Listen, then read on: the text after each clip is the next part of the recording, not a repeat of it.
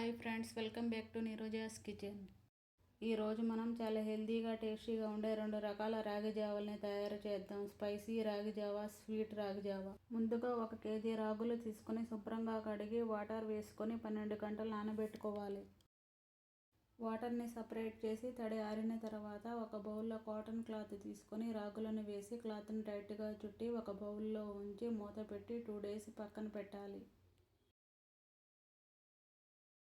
2 days తర్వాత మనకి మొలకలు బాగా వస్తాయి. ఇప్పుడు క్లాత్ నుండి సపరేట్ చేసి ఫ్యాన్ కింద ఆరబెట్టుకోవాలి.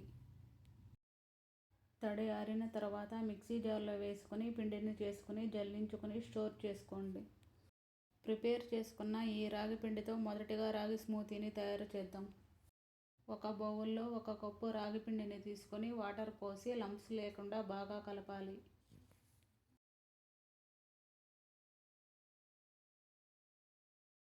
ఇప్పుడు స్టవ్ వెలిగించి ఒక బౌల్లోకి 5 గ్లాసుల వాటర్ తీసుకుని నీళ్లు మరిగాక రాగి మిశ్రమాన్ని పోసి కలుపుతూ ఉండాలి. ఇప్పుడు 10 నిమిషాలు లో ఫ్లేమ్లో ఉంచి కలుపుతూ ఉడికించాలి.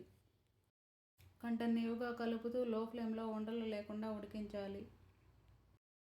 మధ్య మధ్యలో 2 నిమిషాలకు ఒకసారి ఇలా కలుపుతూ బాగా ఉడికించుకోవాలి.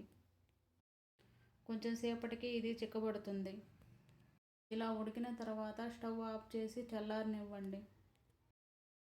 ఇప్పుడు మిక్సీ జార్లో 1 కప్పు యాపిల్ ముక్కలు,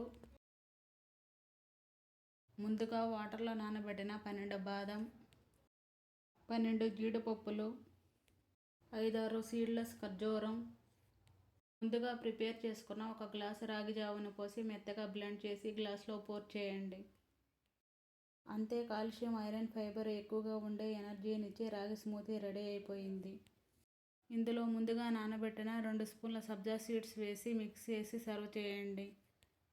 ఇప్పుడు రెండవది స్పైసీ రాగి జావను తయారు చేద్దాం. ముందుగా ప్రిపేర్ చేసుకున్న 1 గ్లాసు రాగి జావలోకి కొద్దిగా చిక్కటి మజ్జిగ వేసుకొని కొంచెం సాల్ట్, సన్నగా తరిగిన 1 ఆనియన్, 2 పచ్చిమిర్చి, కొంచెం కొత్తిమీర వేసుకొని మిక్స్ చేసుకోవాలి. అంతే, ఈ 2 కూడా ఎనర్జీకి చాలా మంచివి. కాల్షియం, ఐరన్, ఫైబర్ ఎక్కువగా ఉండే రాగి పిల్లలకు, పెద్దలకు ఆరోగ్యానికి చాలా ఉపయోగపడుతుంది. వీడియో నచ్చితే లైక్ చేయండి, షేర్ చేయండి. ఇలాంటి హెల్తీ రెసిపీస్ కోసం ఛానల్ని సబ్స్క్రైబ్ చేయడం మర్చిపోవద్దు. Thanks for watching.